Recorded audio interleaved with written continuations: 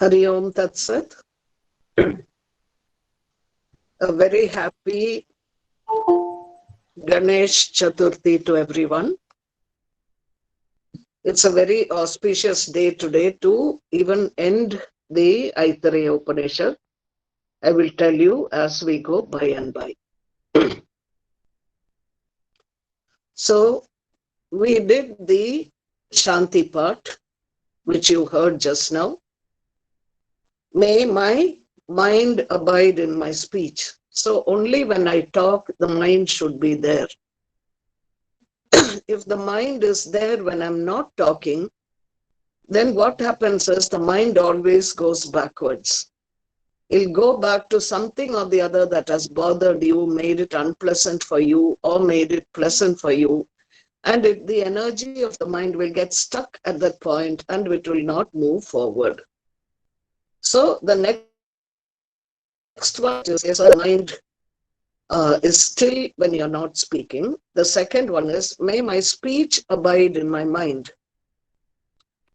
Because most often we speak automatically and mechanically, mostly because we are trying to try to provoke the other person to say something that we have always had a controversy about, a conflict about, or something pleasant also. So we are just trying to say words which are not really necessarily meaningful.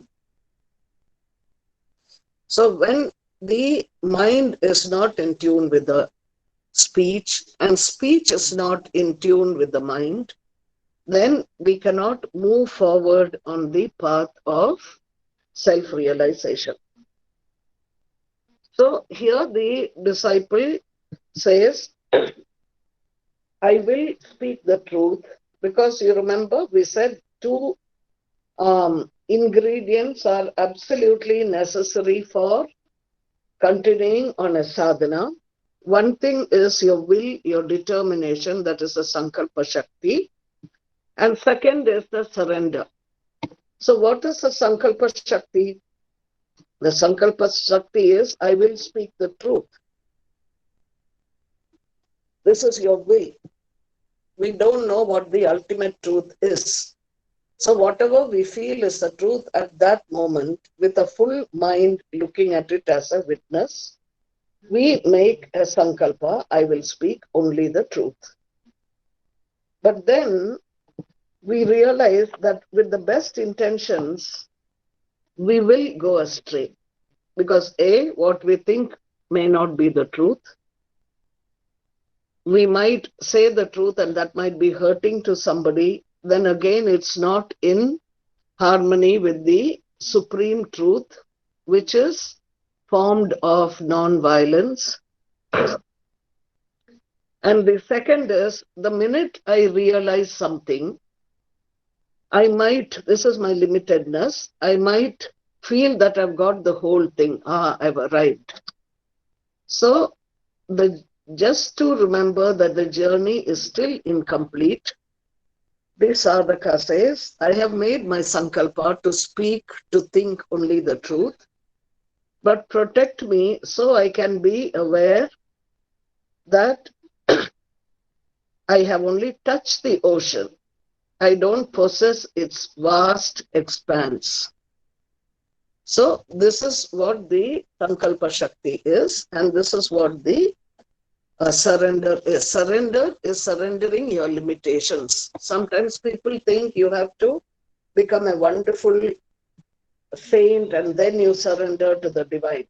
The saint does not need to surrender to the divine because he's already with the divine.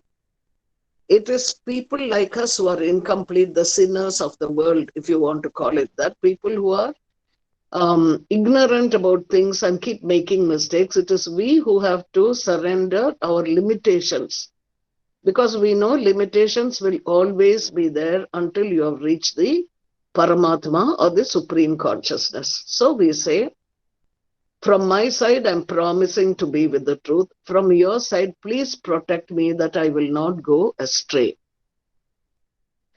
So this is the prayer of the Shanti Mantra.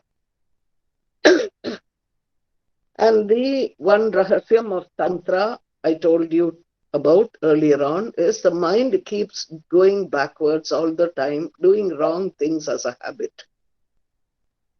Once you make your mind and the senses, that in other words, your Pancha Mahabhutas, your friends, then when you pray to the mind and senses, they will listen to you.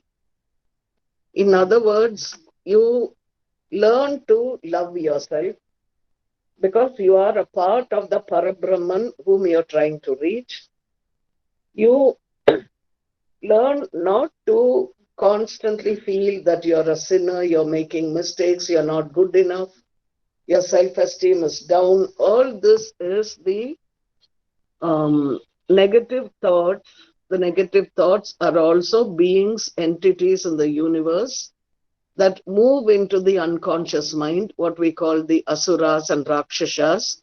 They move into your unconscious mind, and the minute they see that you're feeling a bit vulnerable, they'll get their seat there comfortably, and then they trigger certain vasanas in you which make you feel that I'm not good enough. I cannot reach the Paramatma because I'm not up there like some saints are. So they're telling you this very clearly. Offer your limitations. I'm not good at this, I'm not good at this, but I'm giving it to you, to the Paramatma, because now it is your, I've given it, you have taken it. Now it's up to you to see what needs to be adjusted, what needs to be changed, what needs to be amended, modified within me, because I do not have that much of patience and strength. So I'm giving you myself as incomplete as I am. So you have the will and you have surrendered. Then, when you have surrendered, the sage is saying, tell your mind, cut down to the bare essential, leaving only that which is in harmony with my mind, which is true and authentic. And let me not use my mind when speech is not required. Just like you don't keep moving your legs when you're not walking, it's sitting at rest. In the same way, when you don't need to say something specific, remain silent. When you do that, you get viveka. Viveka, discrimination of what is permanent and what is impermanent. How do you get viveka? Because we have gone through this exercise of saying the same things again and again, and it has given us no use at all. And it is impermanent. One moment we might feel that we know something, we say it. Another moment we feel that we have that thing has gone and you're feeling good. So, this constant movement does not give you a strong foothold. Only that which is permanent, the Paramatma, can give you a foothold. So, Viveka comes that way. And then Vairagya is when whatever comes, take it. Don't fight it, don't get rid of it. Because what comes to you is what is being given to you as a gift for your evolution. So you don't have to think you have to drop the home, run away somewhere and eat only the sort of food that is recommended. You don't have to do any of those. You, whatever comes, take it with gratitude, enjoy it. And if it is not there, take that also with gratitude, because it is teaching you that nothing is indispensable to your happiness. Then, when you have this Vairagya and Viveka, the sage says, and you will be silent as long as you can, and you will be alone even in the midst of company. Learn to enjoy that aloneness.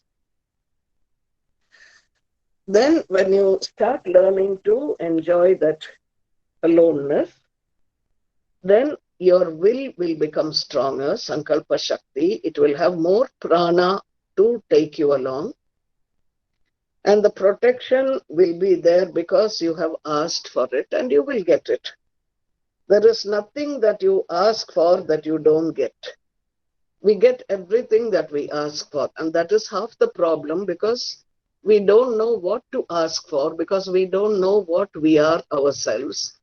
So we ask for something thinking it will help, but at the end you might realize it is not helping.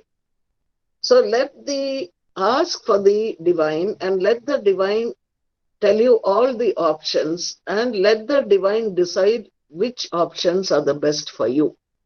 It might seem unpleasant at certain times, but in the long run, it will be the best for you. So learn to have faith, and with that faith, surrender comes. Now, this whole thing was, this Aitareya Upanishad was by a, a sage who was the son of Mahidasa, son of Itara. Itara was the wife, one of the wives of a rishi. The father uh, was not as affectionate with Mahidasa as he was with the other children. And the mother noticed it and saw her son's face looking a bit crushed on an occasion. I told you the story. And she prayed to Prithvi. Prithvi, that is the Bhudevi, or the Mother Earth. As a Devata, as a divine, the force of Mother Earth, which gave her patience, which was her Ishta Devata, that talked of patience and nurturing and nourishing. And this Bhudevi came as a force, as a form, and initiated the boy into the complete knowledge of what is the permanent, the Paramatma, or the Supreme Divine. And so, because he was the son of Itara, he was called Aitareya. Now, we go on to the Aitareya Upanishad itself. And here they say that the Upanishad, like every other Upanishad, is an esoteric understanding of rituals, meditations, and realizations of sages who did not necessarily do the rituals. Some of them did, some of them didn't. The sage, through his practice of speech and mind, slowly moves and merges with the Parabrahman, or the Supreme. And when he merges with the Supreme, he is also called Brahman. Now, what is Brahman? The word, the Brahman in the Vedic language means the word. The word means the vibration. The vibration, as they will tell you later about creation, is when there was nothing, they say, in the universe, and then that nothingness desired to create the universes. The desire of that supreme nothingness, we call it nothing, it means a completion. It's not nothing as in mathematics. It's nothing as in the spiritual and the mystical angle. When you say nothing is there, you mean everything is so complete, it is not divided into things. You understand? Everything is so full, so complete. You see, if you have a big ocean, you can call it a nothingness. But if you take a mug of water out of the ocean, you are now dividing that ocean into two things. One is the huge ocean, another is part of the water in a mug. So these are two things. When something is not divided, when something is a whole being, then that is called nothing, or shunya, or zero, meaning a completion, a fullness that is so full it does not need anything else. So they say that in the beginning there was nothingness, shunya, everything was full, complete. And then the Paramatma had a desire to see himself manifested in forms. And when this consciousness had that desire, um, that desire became a vibration. That vibration is called nada. And the vibration comes to a point where it implodes into becoming the whole universes and many, many, many, many things. You, me, the table, chair, the planets, the galaxies, different universes, everything is a manifestation of the one that was complete. So the completeness is in each part of creation. That is why we say Purnamada Purnamidam Purnat Purnamudachyate. You go to an ocean and you take a mug of water. It does not make the ocean less because the water belongs to the ocean. It is just sitting in another vessel. That's all it is. So this is the understanding here. Then they will go on to talking about the prana. All this we did, but I'm just going quickly through it so you will get the context. So this Brahman means the word or the vibration. The Brahman is the soul force. If you remember, the force of the will is Agni. Agni is when the divine opens his mouth and says, I will be this. I will be Karis. I will be Sridhar. I will be the cat next door. When he says that, that is his sankalpa. It is a Satya sankalpa and it will happen. Now, when that fullness desires to be different manifestations, then it is a something that is uttered. And the Sanskrit word for uttered is ukta, said, spoke of. It's called ukta. And how does it come about? Because he infuses life into his manifestation. And that life is called Mahaprana. Not the small prana we are talking about, the vivifying force in all the universes. So now you have three types of forces, powers. First is the will force, the force of the Sankalpa Shakti of the divine. It's called Agni, the fire. Then you have the mind force. The mind force is the self-realization that happens. And that mind force is called Indra in the Vedic terminology. Indra is the enlightened mind. And then you have beyond this a soul force, the essence of the divine being in the realized mind and becoming an instrument, this being becoming an instrument of the divine. This soul force is called Brahmanaspati, which later came to be called Ganapati. So, this is what I wanted to tell you. And today being Ganapati birthday, I pray that all of us who are sitting here will be free of obstacles and move towards the highest Brahman as we go along. And the Mahaprana they discovered in their sadhana. Since that Mahaprana is consciousness, a living consciousness, an intelligent consciousness, and it is what we are seeking, when the sage merges into that, or when a sadhaka merges into this all-pervading guardian, then the prana also becomes cosmic life. It's Mahaprana. And the sadhaka having this Mahaprana becomes the cosmic person or the Purusha. In other words, the Supreme functions through his hands and legs, he functions through his mouth, functions through his whole being, through his whole consciousness. It is not this limited sadhaka anymore. That is the sadhaka who has now become merged with the Parabrahman. This is where you will find that Jesus became Christ, and at that point he said, I and my Father are one.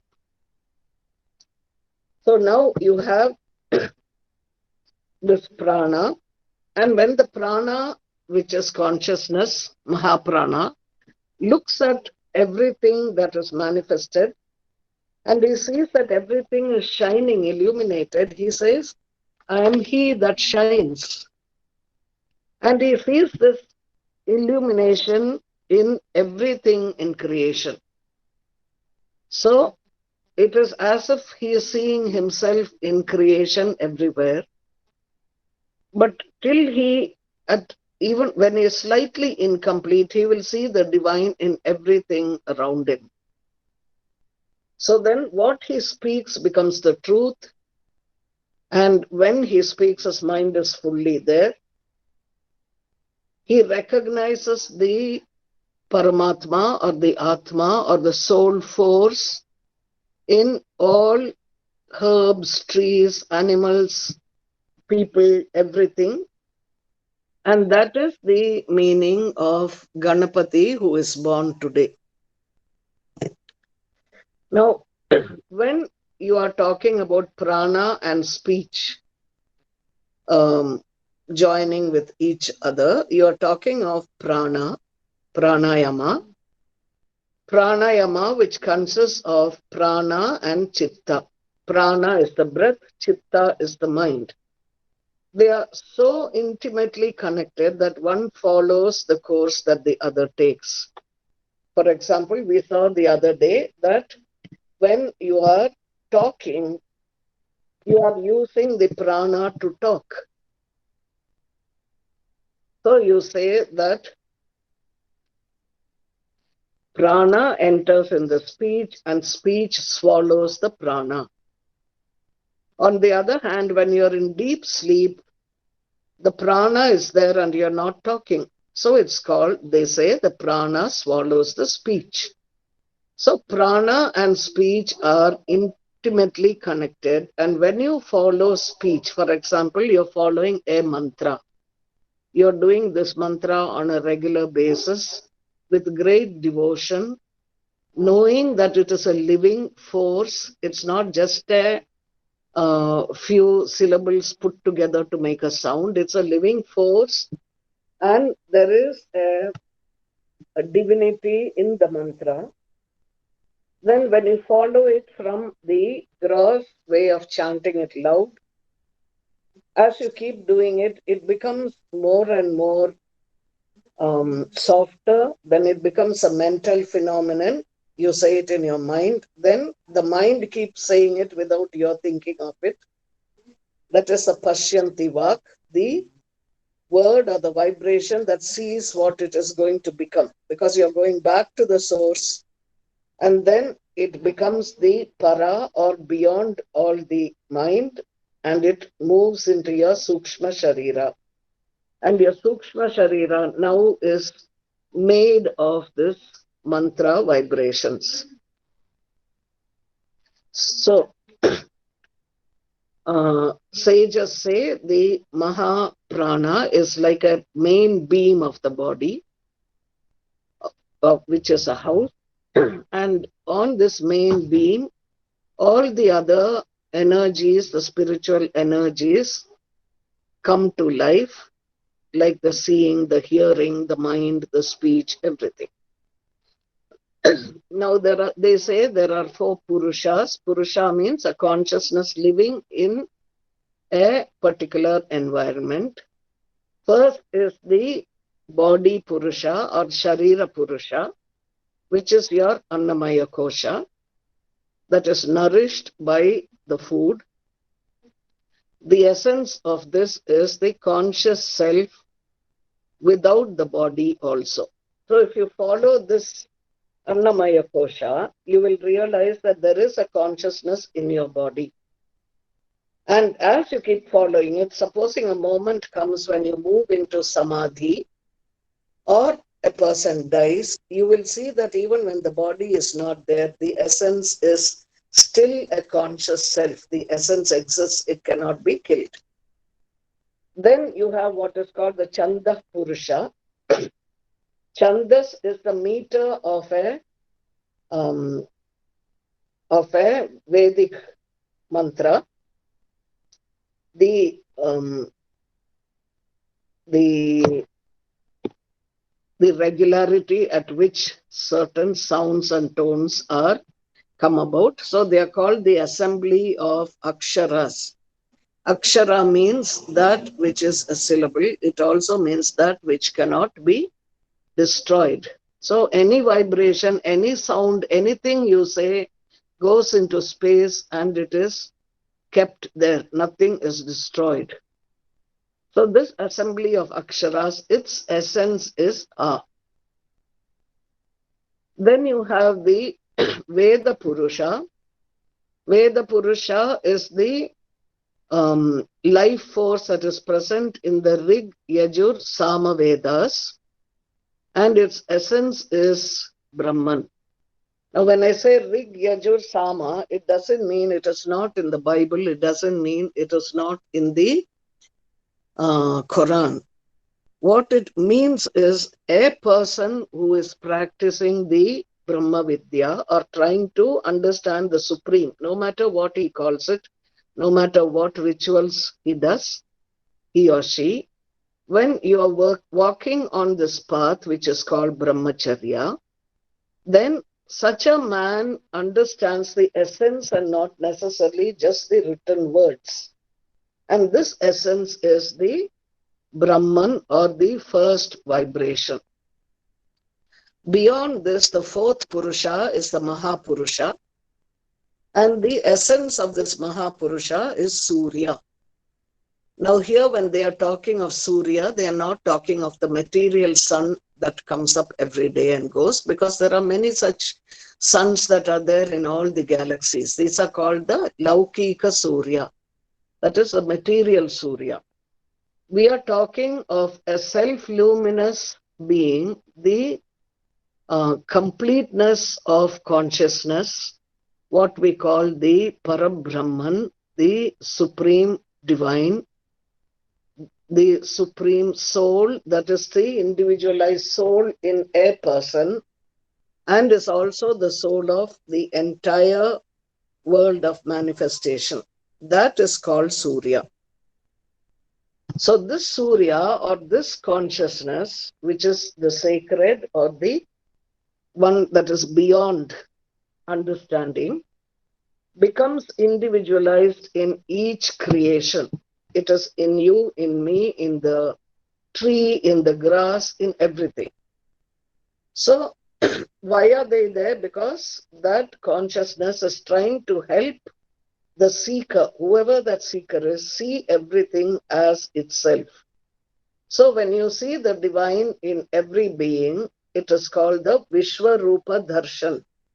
We usually see movies in which Arjuna sees Krishna as many gods and goddesses and a huge form from the heaven to the sky. It's not like that. That is only a symbolic way of representing the Vishwarupa Darshana. What they mean by Vishwarupa Darshana is that you have your will, that is your Sankalpa Shakti, has tuned in with the Sankalpa Shakti of the divine. You are following what the divine wishes for you, your option.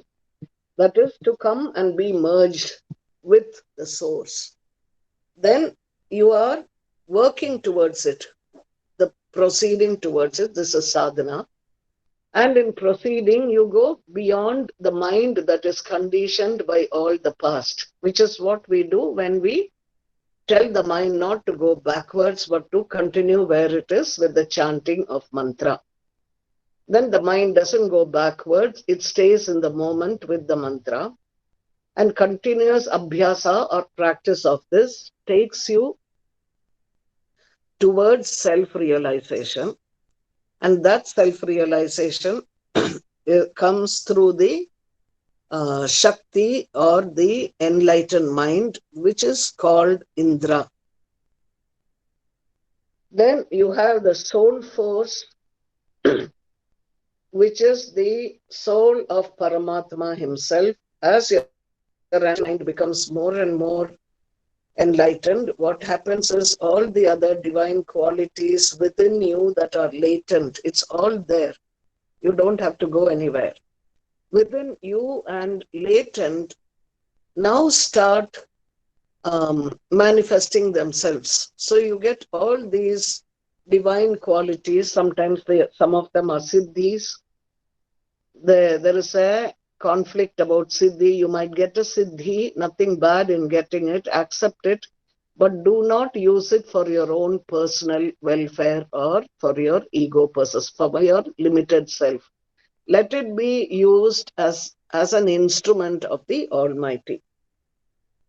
So Brahma Vidya, all Upanishads take you towards Brahma Vidya, and Brahma Vidya says that the Atma alone or the consciousness alone is the substance of the entire universe. There is nothing except the Atma or this consciousness.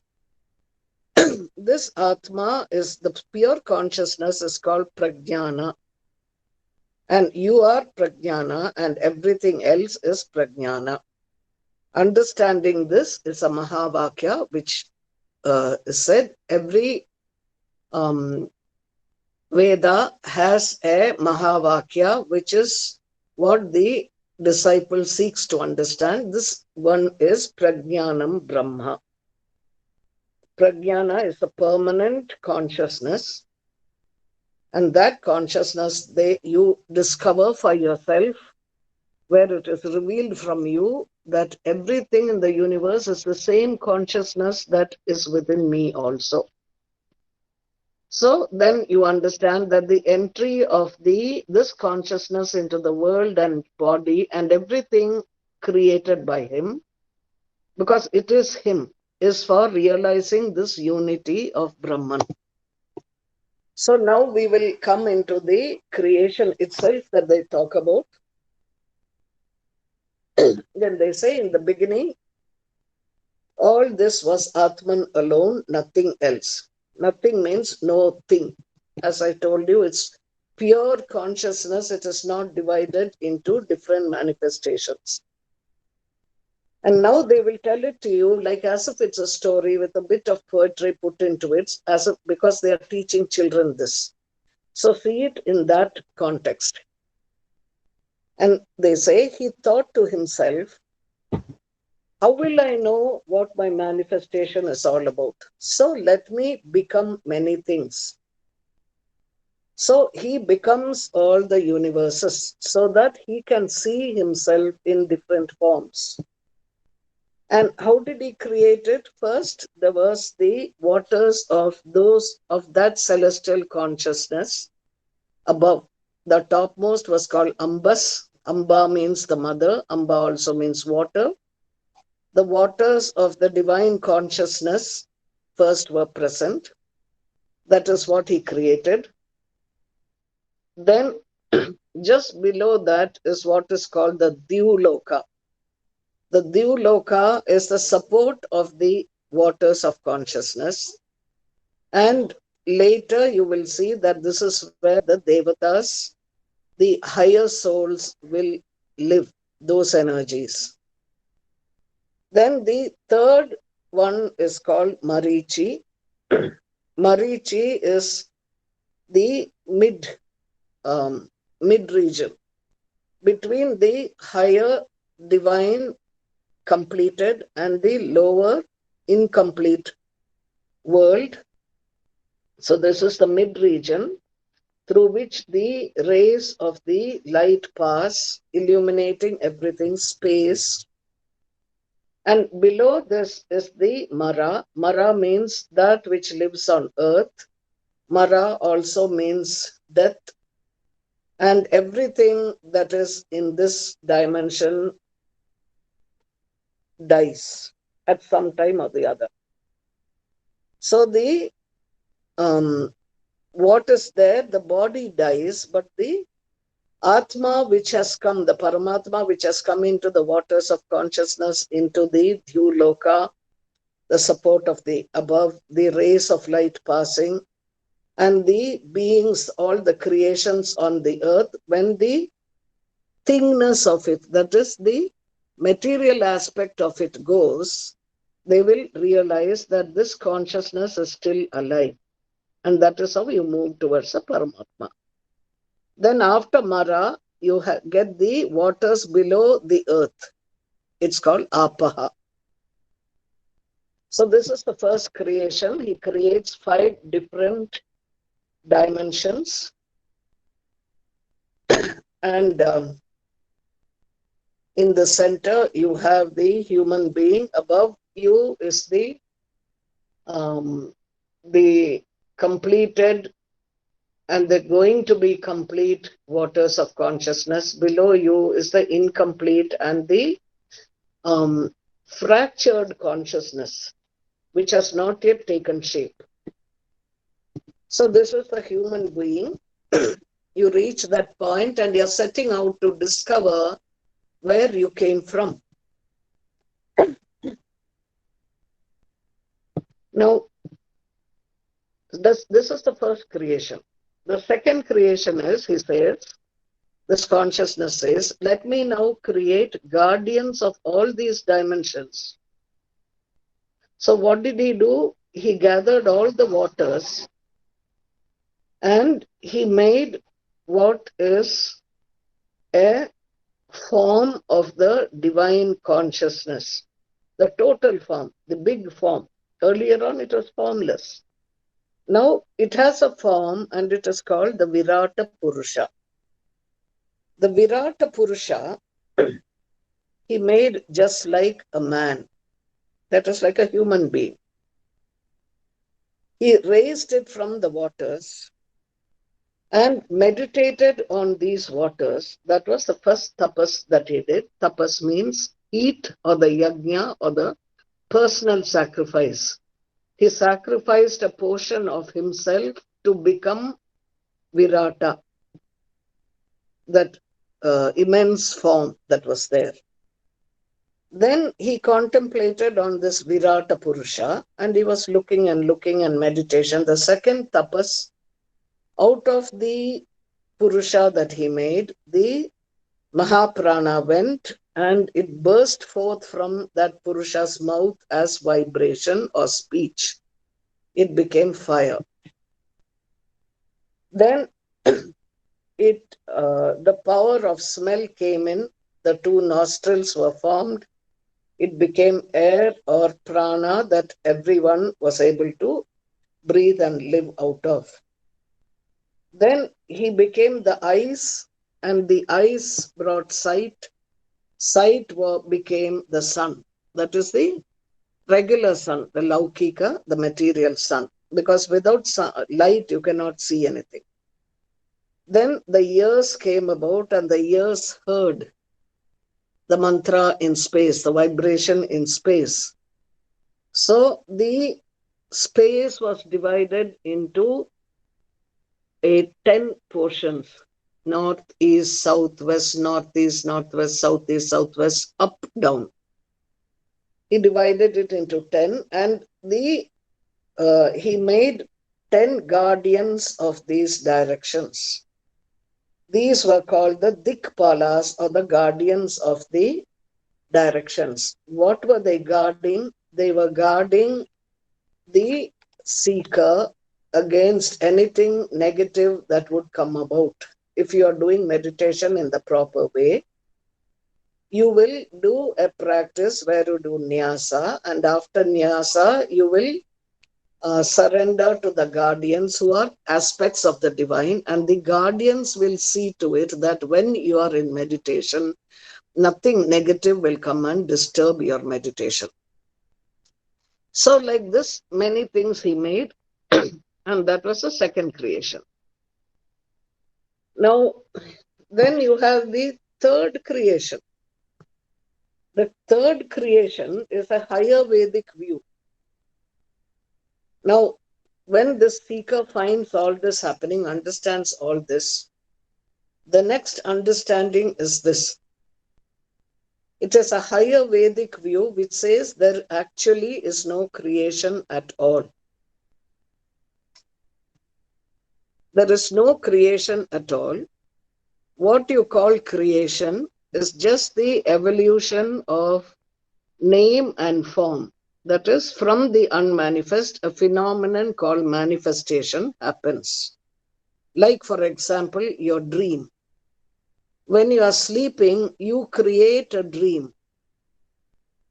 Now, when you get up, that dream is not there. So you can't say there is a dream now. It was something that happened along the way. You created it, then the dream left you, and you have become conscious, as in waking state. In the same way, the higher Vedic view is the whole of creation is not created for a permanent state.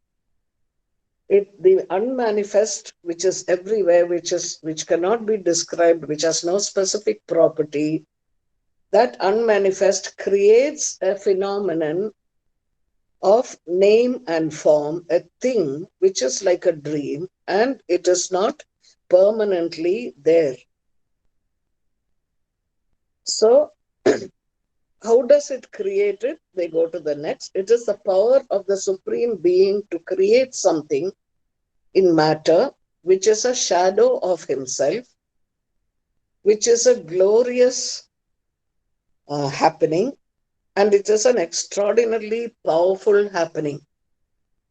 And this shadow or reflection of the divine, its glorious part and its powerful part, is called his power, the power of the Supreme, that is called Maya Shakti.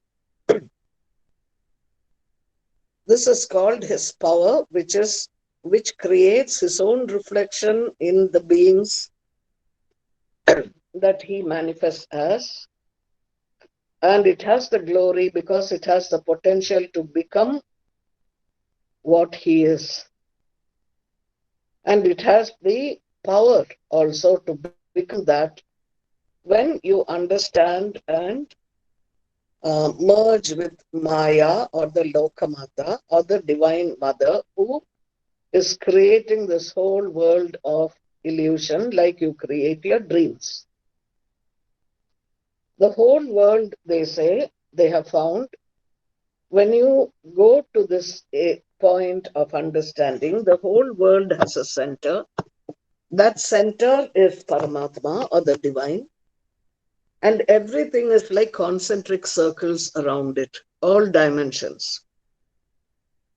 The innermost that is closest to the divine point is called Brahmaloka or Satyaloka, that which is, which was, which is, which will always be there, a more permanent representation of himself. And when you go farther and farther away, the outermost matter of physical body is the grossest aspect of it. Now, Purusha or the Virata Purusha or Ishvara is a spirit in the individual and spirit in the totality of everything, because he, as Prajna, consciousness, manifested himself out of the waters, and in that water he came like a lotus. So here is the imagery that is coming. From the waters of consciousness came a lotus, it arose, and on this lotus was the Vishwapati or Patim Vishwasya, the bridegroom that the Jewish tradition, the Christian tradition, Jesus saying that the bridegroom is coming, be ready. The Sufis calling the divine beloved, rose out of the waters on a lotus. Why lotus? Because a lotus is symbolic of arising out of something incomplete, like the mud, nourished and nurtured by Prithvi or the earth,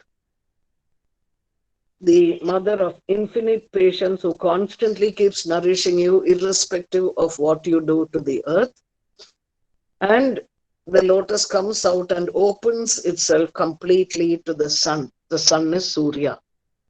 So this aspect of Surya, which is becomes the whole universe is called the Patim Vishwasya or the Vishwasya Pati. Now there are two things they say. What happens at the macrocosmic level or at the higher dimensions that we think of happens just like what happens in the micro dimension.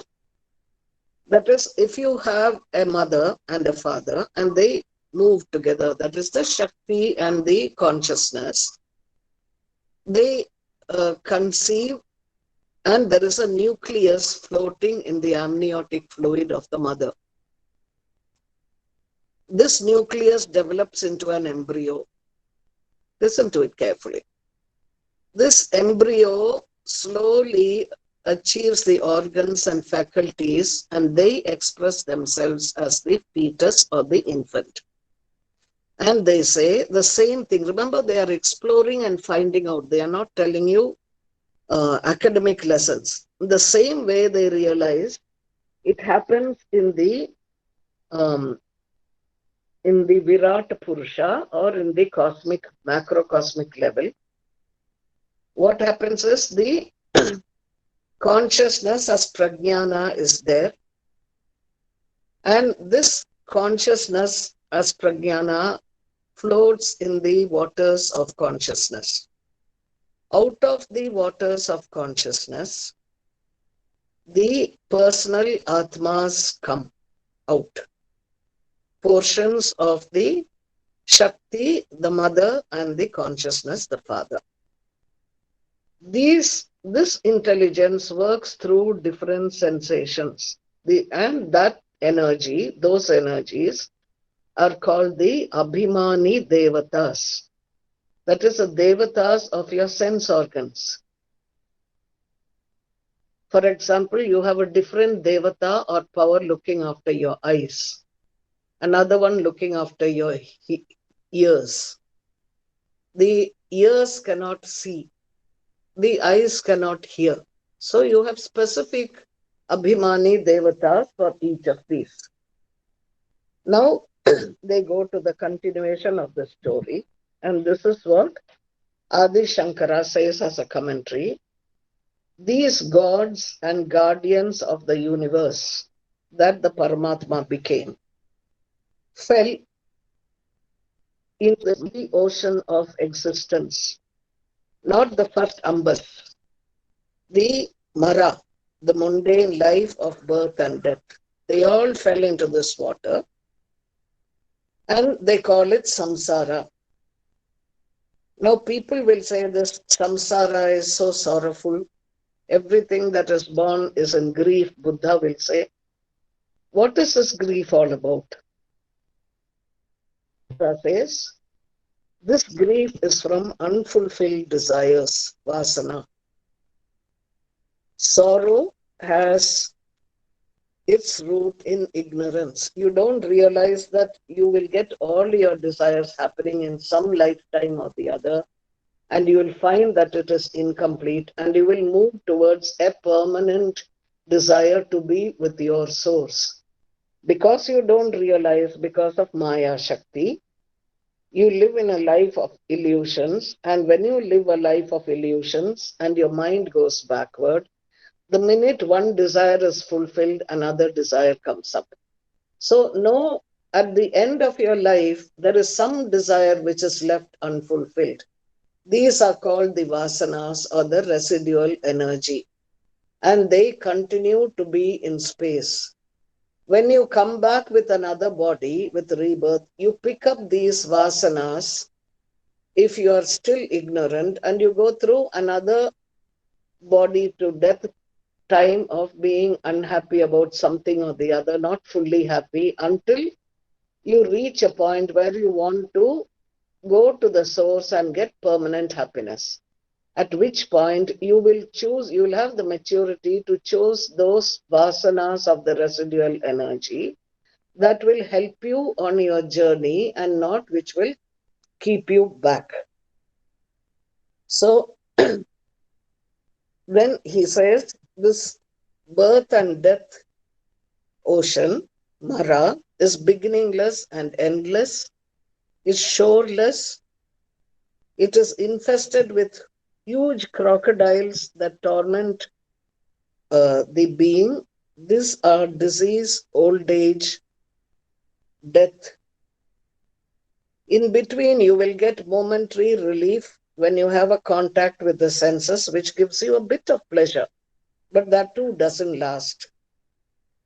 But then there are mighty waves of innumerable pangs which come over you, and you have a tremendous desire for sense organ enjoyments.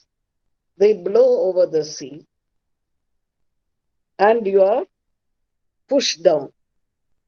You collapse back into the sea. But this ocean that is so seemingly frightening carries, he says, the ship of wisdom, that is Upanishad. This ocean carries the ship of wisdom, and it is stored with treasures. What are these treasures? They are things like truth, sympathy, non-violence, courage, detachment from cravings, all these. And you have a chartered route. You might choose to go on different routes thinking that it will give you satisfaction, but it won't in the long run. The chartered route is the company of holy men and your own renunciation energy pointing to the shore beyond, which is called moksha. Because all universes basically are projections of your own thought energy. I create my dream. I create my dream world with my desires. Because the absolute reality holds the potential substance and intelligence which gives you the capacity to dream. Now, I know I'm going a little too fast, but these are um, um, expressions of what was explored and found by the rishis, which they are to explore on our own, and they say that you will definitely find it because we are all behind you. All the rishis, the yogis, the great souls have all entered, and they are all in the hearts and souls of the seeker, and they are all joining together, support you, nourish you, and pushing you higher, and they will take you with them to where they have seen these things and still exist as a form of the prajnana or the consciousness in a higher state of energy. So the story goes on that these gods who fell into this water, the water of samsara, they asked the divine, we are hungry and we are thirsty. Please give us food to eat. And they say that even as the divine had this hunger to see his manifestation, all his emanations, that is all that came out of him, even had the same hunger and thirst. Even the fire, even the sun, they were all hungry and thirsty for the enjoyment, something to keep them sustained. So the devatas or the macroscopic energies, they also were hungry. They waited, they wanted individual bodies for themselves because till now they have not got a individual form. They were still energies. These energies needed a form to live in and satisfy their hunger and thirst. So the divine sends a cow to them first. The cow is representative of illumination. They say, no, that doesn't satisfy us. What can we do with illumination? So he sends them the prana, the power, as a horse. And they said that we can't live in it because that is so amorphous. So they find that all places are unfit to be residence for the devatas or those powers. And they find that all bodies are only for enjoyment and suffering except man. The human body has the additional fitness to elevate the soul which lives as a tenant into higher dimensions of existence. Because if you look at any other animal, any other creature, they only feed themselves and they survive. At the most, they will feed their younger ones, their own younger ones, so that they will survive. The same species will go on. You will find a lioness feeding her lion cubs. You will never see a lion going out and offering food to yet another lion with another pack somewhere else. Only man has the capacity to be selfless and to think of the other. So you'll find many people, and there are many I've seen even in Bihar and places like that, who might have very little to eat, sometimes not even enough for the whole family. But if a guest comes, they will feed the guest first, and then out of what is left, the family will eat, if there is anything. So only the human body has the capacity to feed another being. And therefore, this human being is called the masterpiece of his creation. And it means that when you have a human body, to continue being nourished as a human being on the path, learn to give, learn to feed the other person. It might be um, food as in bread or roti or rice. It can also be feeding the other person with courage, with inspiration, anything that sustains the other person's soul, body and mind and soul. That is possible only for man, and that is why they say man is made in the image of the divine. Now, if you do not behave in that particular way, you're in out of alignment with the divine. So once the divine had created this form, he said Sukrita. Sukrita means I've made it by myself, and also it's a good creation. It has satisfied everybody, not just that being. So what is dharma? Dharma is that action which makes the person who is walking on the path of dharma, makes that person nourished, and also makes everybody else around him or her nourished. In other words, when you have non-violence towards yourself, you have non-violence towards the divine in everything else. And that is when it is called samaradhana, because you're worshipping. Aradhana means worshipping. Samaradhana means where you worship every creature that comes that day. It could be another human being, he could be rich, poor, different communities, different religions. It could be a cow, it could be a tree, it could be a plant, it could be a dog. Everything that comes is the divine that comes. So samatvam means equality. Samadarshana means with equal vision. And samaradhana means worshipping everything as the divine. So Atithi Devo Bhava, they'll say. That is when the person comes. Atithi means, Tithi means a date. Atithi without a date. So, in today's world, when you say, I have a date, it means that you're telling the other person, let's meet on Sunday evening at 4 o'clock at such and such a place. That is a date. When somebody comes without announcing, suddenly lands up, then that is without making a date.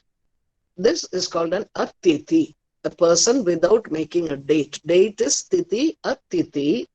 When somebody suddenly appears, then that person is the divine coming for some purpose. Feed him, they say, nurture him, nourish him. So this is something that the human being has learned. When you do that, you will move on your path of sadhana. Then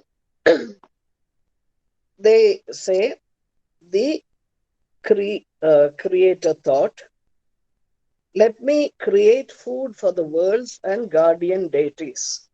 See, yes, now he created the world of the entire manifestation. Then secondly, he created all beings through the Virata Rupa. Then he realized that this creation of the human body is fit for the gods to stay in. So when you do nyasa and you're placing certain mantras on parts of your body, you are awakening these devatas in your body, and your subtle body becomes a divine being. That is why they say you have to be a devata or a divine being to do puja. If you are just a human being, you cannot do puja. It has been misinterpreted in so many ways, but what they really mean is that as a make your body divine by using nyasa and putting these mantras, offering these parts of your body for the awakening of these devatas.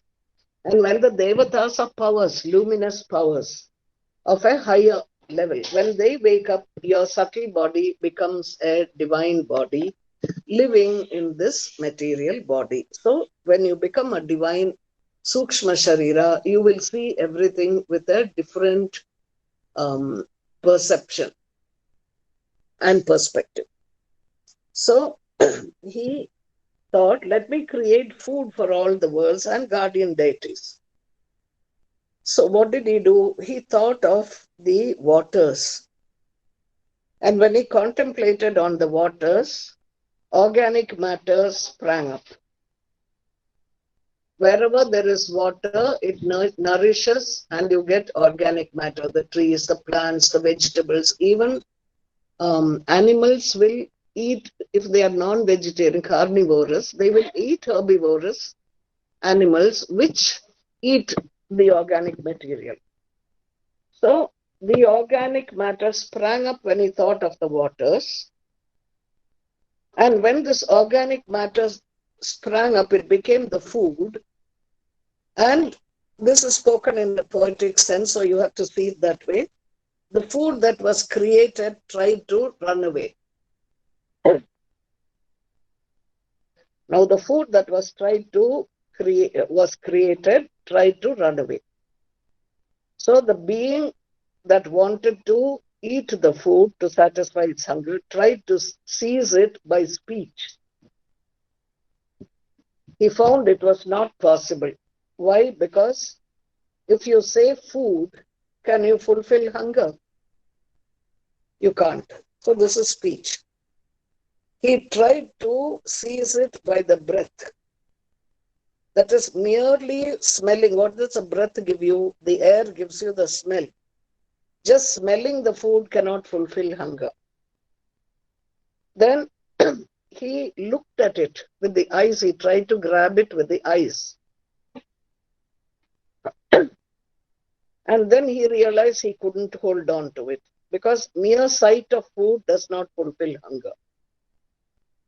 When he tried to seize it by his ears, and he found this also was not possible. Merely hearing about food will not fulfill your hunger.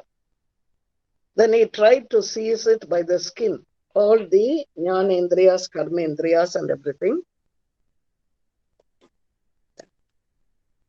Merely touching the food does not fulfill your hunger. So this sage realized that none of the indriyas were capable of fulfilling hunger. So what can fulfill the hunger? And then he went to apana. You know, prana is the part of the breath that nourishes you, we say. But here now he is coming to apana. Apana is the energy that the pranic element which supports life by food. How does it do that? When your food enters your intestines or your stomach, it starts the process of digestion, it breaks it up, it allows the essence to be assimilated, and then it ejects the food that is not used. In other words, when we eat our food, we take what is the essence, and what is not the essence is sent out as fecal matter. So apana does it, and then they realized that it is apana that supports life by the food. Now, that is why when you see some Brahmins sitting, when they are conservative people sitting before their food, they will take a bit of the food and they will just sort of like throw it close by into the mouth and they will swallow. They won't chew it. Then they'll say pranaya swaha, apanaya swaha, vyanaya swaha, udanaya swaha, samanaya swaha. That is, to each aspect of prana, we are offering the food first. And then we say, let it go to the physical body. Because this apana is part of prana. Prana is part of Mahaprana. Mahaprana is the pure consciousness. And that is why when you say the um, mantra in the ashram about Brahma, Brahman is the one who eats. He eats Brahman. He is the food. He is the eating. He is the eater and he is the digested matter. Everything is Brahman. These things people think about when they are eating. So this is how the sages help the human beings to move towards the source slowly, slowly. And then this creator thought to himself, now this being cannot exist without me. And this apana that enters, they found it enters the body through the front portion of the feet as Kriya Shakti. The front portion of the feet, it enters as Kriya Shakti by the tips of the feet.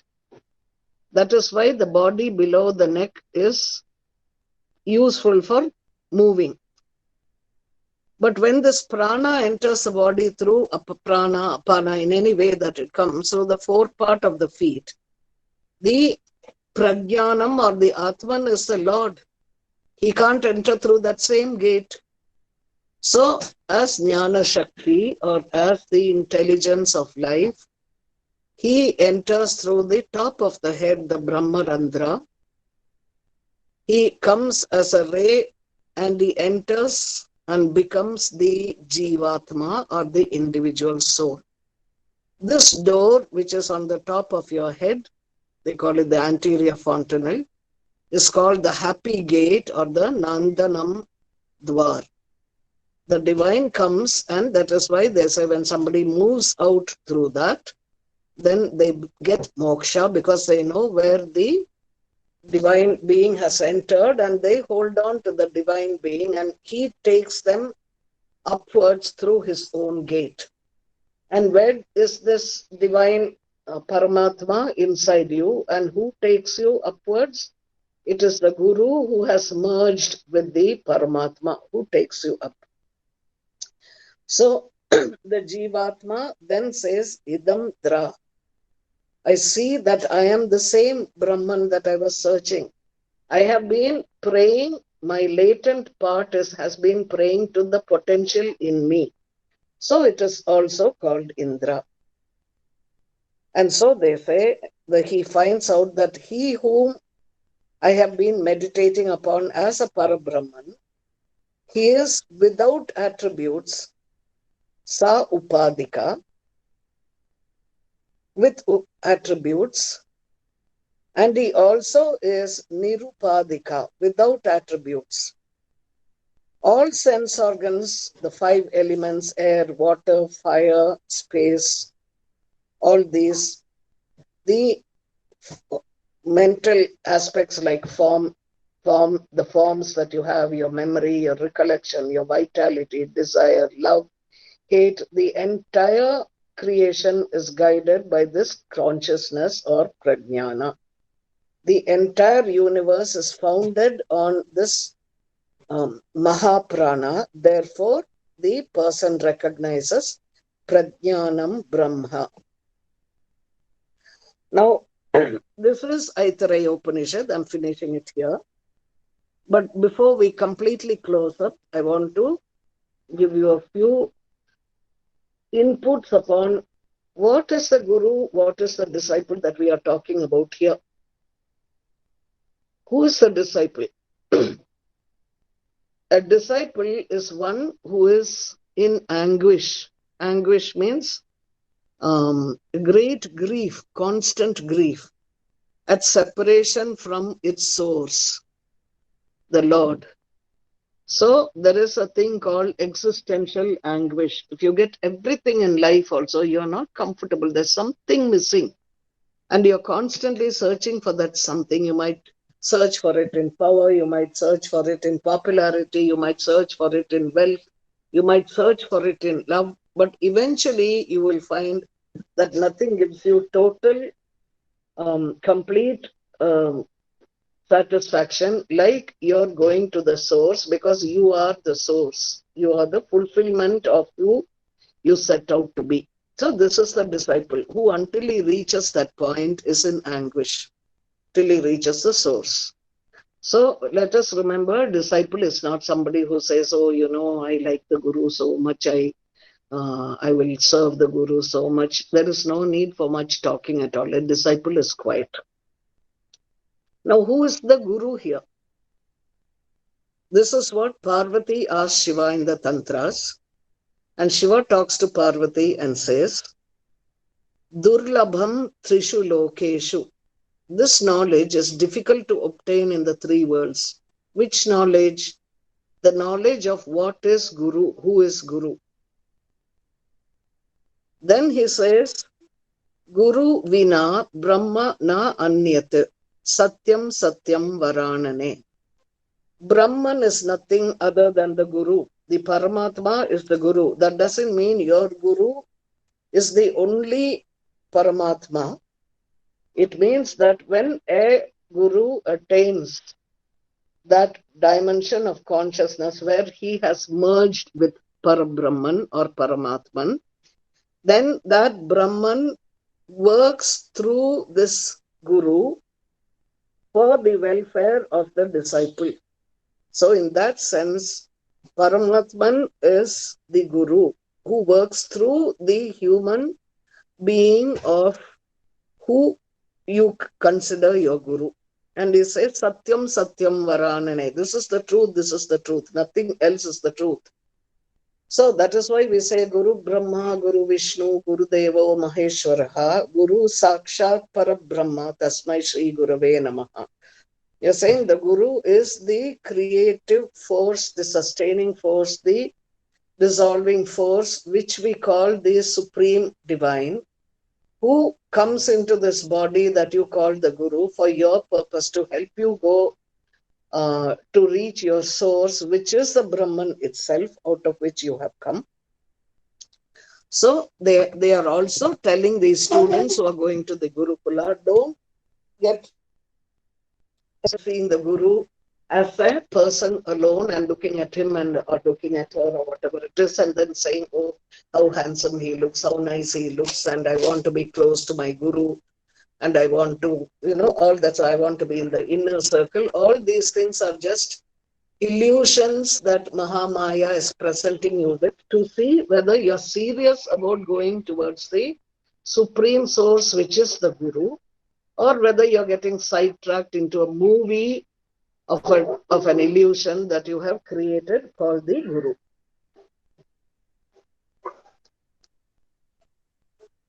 And how to understand this? So this is Parvati asking Shiva, and Shiva says, Tvat kripartam vadamite, Tvat priyartam vadamyaham. Out of my compassion for you, out of my love for you, I'm telling you. That is this pure consciousness that you call Shiva, is telling the sadhaka, who is the supreme energy. He's saying, I'm telling you out of my love for you, not because you're going to praise me or put me up in the sky or put me on build a temple for me, not for any of this. Mine is unconditional. Out of my love for you, because the nature of the divine is to be loving. Out of that, I'm telling you. Then she asks, who is this compassionate one who is saying? Who is this who says, I love you? She's asking. Is it the Guru? He says, no. It is God who is saying it. God enters into the pure body and mind of the Guru and is saying this to you, that I care for you, you are a part of me, I am supporting you, come on. So they say the word Guru, the Akshara Gu means Maya, darkness, and Ru means light. The darkness is removed by the supreme knowing. Now, if you have a picture that I have sent, one which says it's a written thing, Sishya on one side, and the importance given to the Guru on the other side. If you have that, and if you look at it, or Shivani, Vaidehi, could you please show that picture so people can Yes. look at it while I'm talking? Okay. Yeah. Can you see that Ah, picture on the screen? yeah, I can see it. Good. So those who don't have that picture, look at it on the screen. The Sishya or the disciple has a body, a mind, and an Atma or a soul. Up. The body has pain. The nature of the body is to feel pain. The nature of the mind is realization. What does it realize? It realizes that because of these actions of mind, the body is going through pain. And it realizes that if I don't do these actions and if I do those other actions which are far more selfless, the body won't go through pain because I will be happy. Now, when these two are in harmony, you have a third aspect which is called the Atma or the soul. The purpose of the soul or the job of the soul is salvation. Salvation meaning saving you from your own difficulties, limitations.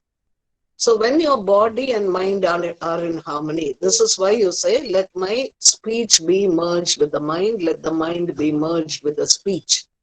When they are together, then the mind is still. Mind is not going backwards.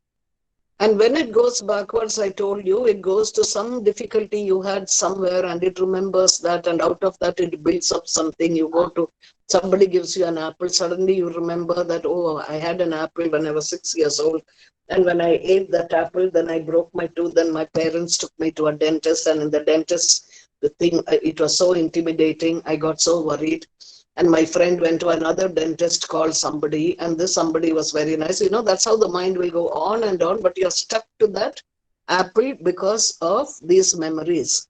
So they tell the mind, when the mind is going backwards, do your pranava japa. Breathe om, breathe out om. Breathe in om, breathe out om. Then slowly the old memories will lose interest. And then the sattvic memories will come up. The sattvic memories is the goodness that fills you, and because of which you are becoming more and more selfless and kinder to other beings. If you see this during the COVID time, you'll see people,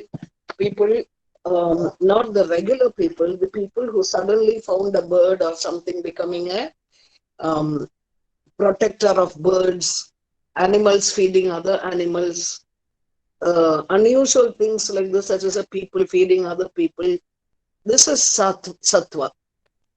So when you have so much sattva, then what happens? The Atma drops the body and mind.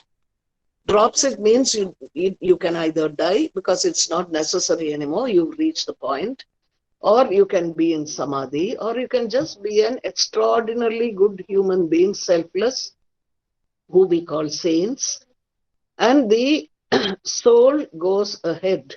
A self-realized body and mind will allow the soul to go ahead. And when the soul is continuing, then what happens is you get good people coming towards you. People who are good will um, come to you in all different directions. You won't move around with somebody that is thinking of creating harm to you or thinking of bringing you down from your pilgrimage.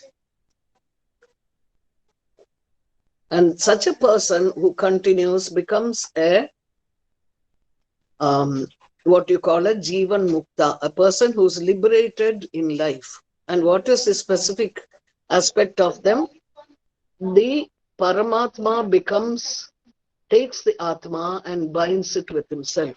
So he becomes the hands and the legs, and Samaradhana, he will work, the Atma becomes what do you call it? An instrument of the divine. This is called Pravesha.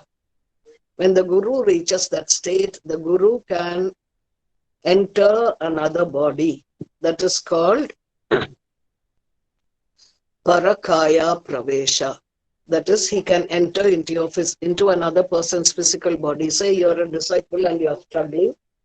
Then the Guru who has become one with Brahman can come back as the Supreme, enter your body and help you to move higher without being pulled down by difficulties.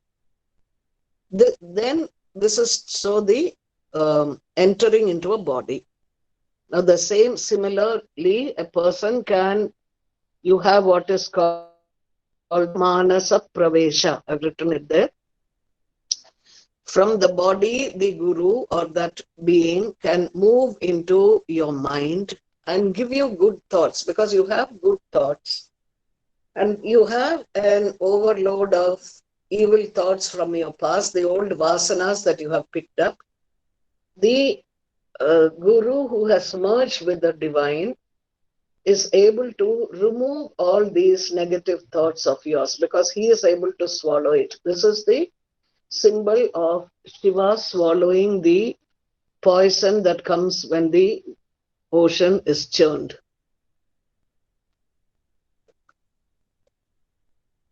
Then there is yet another, Pravesha means entering. There is yet another one that is called the Para Atma Pravesha.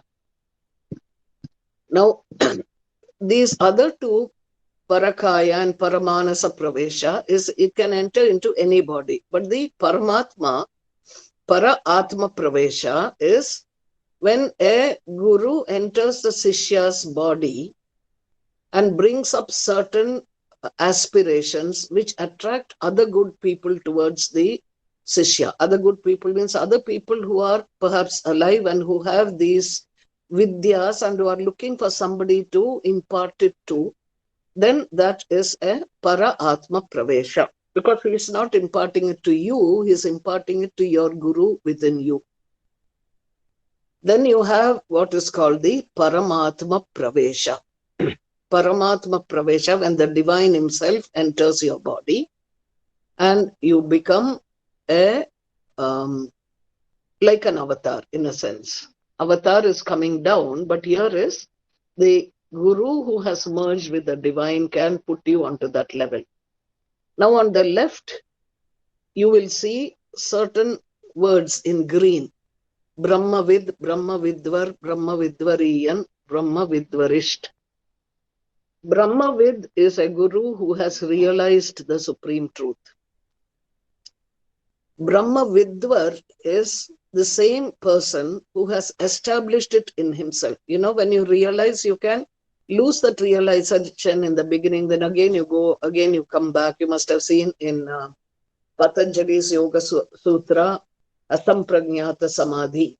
You go in and out, in and out. But when you're established, you're called a Brahmavidvar. Brahmavidvariyan is a person who is so well established, he has the capacity to raise the disciple, whether in the body or without the body. And then you have Brahmavidvarisht. Brahmavidvarisht not just raises the disciple, he takes the disciple with him to moksha. So that is why this Guru is given such a big importance. It is not because I want to go and get mantra diksha and I will do my, Swamiji told me to pour water for the flowers, I'm pouring water for the flowers. All that is there. That is how the process of training happens. But eventually, this is the reason why your Guru is so important, because when you have an authentic Guru who has merged with that level, to that Guru you are saying, I'm doing my namaskar, and please, O Supreme One, come through to me through such a Guru, and raise my consciousness so that he will take me to you. So Kabir will say, when you see a Guru and Govinda, God standing before you, who do you bow before? And Kabir says, I bow before the Guru because he has taken me to God. So there are, for this, techniques will not help. Techniques will only help you here and there through to help your body and mind become relatively healthy, stress-free. And these are important things. But more important than techniques are samskaras that come through yama and niyamas. That is what Swami Niranjan says when he gives the talks. He said, we have finished propagating yoga. We are not propagating anymore these techniques. We are propagating samskaras. He said, I'm giving you samskaras so that you will have the right attitudes and the right values. You'll see something of a higher nature, which is who you are. And when you understand that, it helps you have a great bhakti or a gratitude towards everything in nature, because then you will see the Guru is not one person sitting in Munger or in Tiruvannamalai or in the Himalayas. This Guru's voice will come from everywhere. It will come through maybe a servant maid at home, a child in the house, maybe a person you're angry with. It can come through an auto rickshaw driver. Many things, that voice, you will recognize that voice when it comes. So they say here, bhakti helps more than jnana. So remember, Upanishad people call it jnana yoga, jnana yoga. Academically, it is jnana yoga, but in practice, it moves towards bhakti. So that is why they say, jnana karma samuchaya bhaktihi. With that understanding, now you go and do karma yoga. It doesn't matter what you do, but you're working selflessly, not waiting for pleasure or praise or blame. Just keep doing what you need to help somebody else. With this jnana, knowing, and the karma yoga you do, jointly they will create the vibration of bhakti in you. Bhakti is not quite devotion. Devotion makes you a devotee, and that's it. Bhakti makes you a servant, a dasa or a servant of the infinite. That's the subtle. So when you are talking about Tantra, Bhakti is Tantra. How? Because we are moving from the finite to the infinite. Bhakti is expansion. How do you expand? You have something, you want more of it. You have wealth, you want more wealth. You have power, you want more power. You love somebody, you want more romance. You want more and more and more. This is Maya. But she helps you to expand. She is not a cruel mother. She is helping you to expand so that you get more and more and more. And when you get more and more, then you see, this is not what I wanted. I wanted something which is permanent. And then it liberates you from your craving for this more. When all that is renounced, that is, the fruits of your karma are given up, what is conditional becomes unconditional. Love becomes purified and transformed. So, bhakti is called Parama Prema Swarupam Bhaktihi. Parama Prema, not for your small desires. A love that doesn't ask for anything. Jesus will say, love is enough unto itself. So, this much for the Aitareya Upanishad. A lot of it would have gone in and out, but it doesn't really matter. If you have questions, ask. These are seeds, and this is how gurus will always put seeds. These are the seeds that were put into me. So I'm sharing it with you. And like that, the tradition will go on so long as you keep sharing your seeds. And somewhere somebody gets, including you, get uplifted and enlightened when the time is right. But what these Upanishad seeds, they say, will never be wasted. It is always there because These seeds carry with them the validity of the power of the rishis who have explored and experienced. So, what the seed is an experiential understanding of what the rishis have found. You just follow their methods, they say you will reach. So, that is a sadhana of an Upanishad. So, anybody wants to ask any questions? And this is what Ganapati is about also. Remember, what does Ganapati do? He's called the um, what do you call it? Vinayaka or the Vigneshwara. We pray to Ganapati every time when we start anything new. You want to start a shop, you want to, on today's Vinayaka Chaturthi, everything, the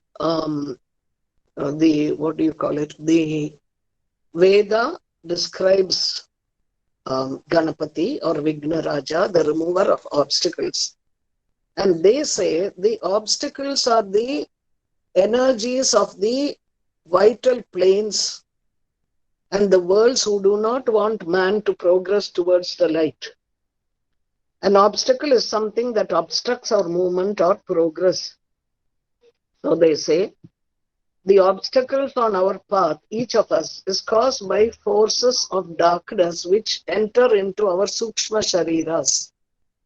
Why? Because in the beginning, until these sukshma shariras are divinized, those regions are in the dark. They have very little consciousness. We don't know them in our outer consciousness. We don't know we have these things happening. Their presence only, we only know of it when some of the effects like intense anger, sickness, depression, all this bubbles up to the surface consciousness. Then we realize, hey, this is not just an abstract conception, but these have distinct powers and personalities. People with occult vision will say such and such an entity is in you. These individual evil forces residing in us are projections of the great, powerful cosmic forces and powers of evil and darkness called asuras or demons. That is why these people say the stories like Saptashati and all that. The Vedic rishis looked upon life as a continuous battle between the forces of light represented by the devas and the forces of darkness represented by asuras. The winner of this battle will control the soul of the human being on earth. And what does Ganapati do? Ganapati is the vibrations of the mantra, and they pray to him in the Veda, you are our protector, you are clear seeing. We adore you with the thoughts of the laws of your working. O Brahmanaspati, that's the Vedic word for Ganapati. Whoever practices deceit against us, may his own malice become powerful and destroy him. In other words, they say, make the paths easy for the birth of gods within us. So that is what we pray to Ganapati today, because he is in the whole universe and his role is to break the negativity that comes to us. So they say here, let no weapons approach us belonging to a person who wants to harm us with his unrighteous mind. It is not like you take a sword and somebody comes to kill you. No, if somebody has an unrighteous mind tempting you to go the wrong way, grant that we may be able to face the anger of the powerful person with evil tendencies. Let us be patient. Let us have Mahavishwasa or faith in the divine qualities within us. You don't have to go anywhere. The divine qualities within us and the Ganapati within us. And I pray that all of us who have come together for this Aitareya Upanishad may be blessed by the forces of Ganapati, who will take away all that is negative in you so that you become instruments for a world of luminescence, illumination, goodness, and sattvic possibilities everywhere around you, not just for yourselves, but for the whole world of all created beings. So let the blessings of Ganapati be upon you today. And Hari Om Tat Sat.